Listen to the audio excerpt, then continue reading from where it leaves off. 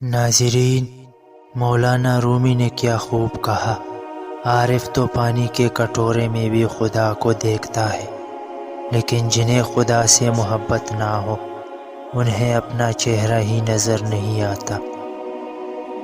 اللہ کے محبوب اور اللہ کے ولی کسی سے ایک دفعہ تعلق قائم کرنے کے بعد اس تعلق کو توڑتے نہیں، بازو پکڑنے کی لاج رکھتے ہیں۔ عقل قبر سے آگے نہیں دیکھ سکتی، قبر سے آگے عشق کا قدم اٹھتا ہے، اور عشق ایک جست میں زمان و مکان والی کائنات سے آگے نکل جاتا ہے۔ مجھے وہ دوست پسند ہے جو محفل میں میری غلطیاں چھپائے اور تنہائی میں میری غلطیوں پر مجھے سمجھائے۔ غلطی اسی سے ہوتی ہے جو محنت کرتا ہے، نکموں کی زندگی تو دوسروں کی غلطی نکالنے میں گزر جاتی ہے۔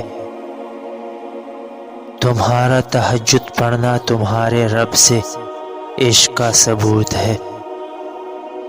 صوفی اپنے وجود سے غیر حاضر اور اللہ کے پاس موجود ہوتا ہے۔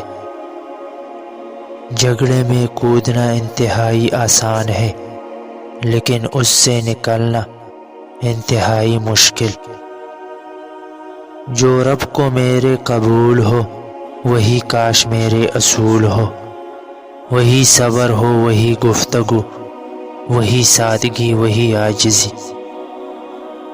جو کسی مقصد کے لیے مرتے ہیں وہ مرتے نہیں، اور جو بے مقصد جیتے ہیں وہ جیتے نہیں۔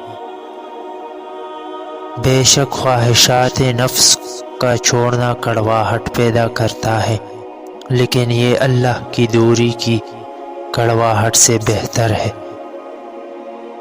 نصیحت اگرچہ ناخوشگوار ہوتی ہے، لیکن اس کا انجام خوشگوار ہوتا ہے۔ دولت کو آج صدقہ جاریہ میں لگاؤ، آخرت میں کام آئے گی۔ حقیقی بڑا تو وہ ہے جو اپنے ہر چھوٹے کو پہچانتا ہو اور اس کی ضروریات کا خیال رکھتا ہو۔ اصل بادشاہی یہ ہے کہ آپ کے پاس سب سے بڑا علم ہو اور آپ اپنی زندگی سب سے کمزور آدمی کے برابر رکھیں۔ ظالم جب تک ظلم نہیں چھوڑتا اس کے حق میں کوئی دعا قبول نہیں ہوتی۔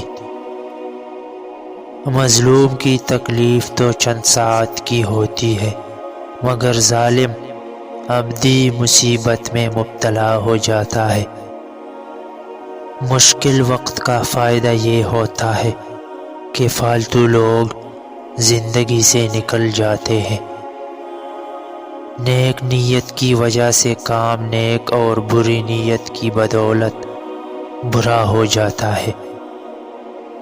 جن میں اکیلے چلنے کے حوصلے ہوتے ہیں ایک دن انہی کے پیچھے قافلے ہوتے ہیں۔